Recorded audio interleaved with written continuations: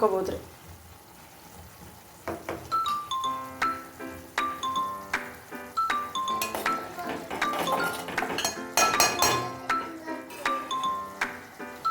ಈಗ ಎಲ್ಲ ಹುಳಿ ಕುದಿಲತ್ತಲ್ರಿ, ಹುಳಿ ಒಳಗೆ ಖಾರ ಉಪ್ಪು ಅದೆಲ್ಲ ಕುದ್ದಲ್ರಿ, ಅರಿಶಿಣ ಎಲ್ಲ ಕುದ್ಮೇಲೆ ನಾ ಶೇಂಗಾ ಪುಡಿ ಹಾಕ್ಕೊಳತ್ತೀನಿ ರೀ. ಈಗ ಸ್ವಲ್ಪ ಇದು ಸಾಂಬಾರು ಗಟ್ಟಿದ್ರೇ ಚಲೋ ಆಗ್ತದ್ರಿ, ಪೂರಾ ನೀರಾದ್ರೆ ಚಲೋ ಆಗಂಗಿಲ್ಲ.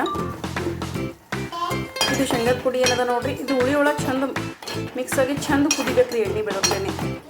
ಅಲ್ಲಿ ತನಕ ಒಂದು 2 ನಿಮಿಷ ಇಲ್ಲ 5 ನಿಮಿಷ ಬಿಡ್ಬೋದು ರೀ. ಈಗ ನೋಡ್ರಿ ಎಲ್ಲ ಶೇಂಗಾದ ಪುಡಿ ಒಳಗಿಂದ ಎಣ್ಣೆ ಬಿಡಾತದ ನೋಡ್ರಿ.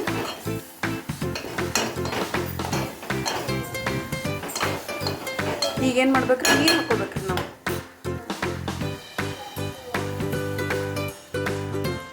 ನಾನು ನೋಡ್ರಿ ಇದ್ರಲ್ಲೇ ಒಂದು ಹಾಕಿ ನೋಡ್ರಿ ನೀರು. ಇದನ್ನು ಚಲೋ ಮಿಕ್ಸ್ ಮಾಡ್ಬೇಕ್ರಿ. ಬೇಕಾದ್ರೆ ಇನ್ನೊಂದು ಸ್ವಲ್ಪ ನೀರು ಹಾಕೋಬೋದು, ಬೇಡ ಅಂದ್ರೆ ಇಷ್ಟೇ ಬಿದ್ದು ಬಿಡ್ಬೇಕ್ರಿ.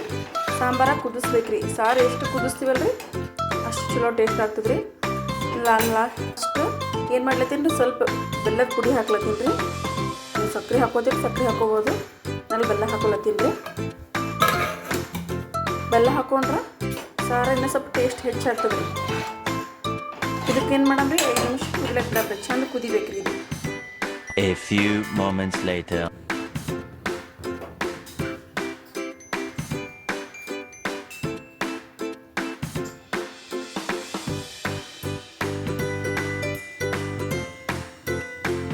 ನಾವು ಸಾಂಬಾರ ಚಂದ ಕುದಿಸಿದ ಮೇಲೆ ಹೆಂಗೆ ಬಿಟ್ಟದ ನೋಡ್ರಿ, ಅದನ್ನೆಲ್ಲ ಎಷ್ಟು ಚಲೋ ಕಾಣ್ಲತ್ತದ.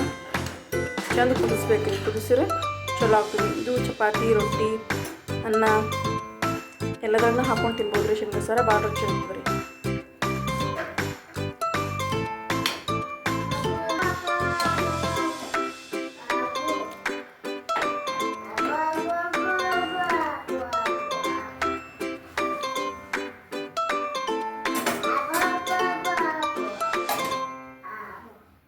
ಒಂದ್ಸಲ ನಿಮ್ಮ ಮನ್ಯಾಗ ಟ್ರೈ ಮಾಡಿ ನೋಡಿರಿ, ಯಾರು ಬೇಕಾದರೂ ಮಾಡಬೇಕಾಗಿದೆ. ಈಸಿ ರೆಸಿಪಿ ಅದ ನೋಡಿರಿ ಇದು.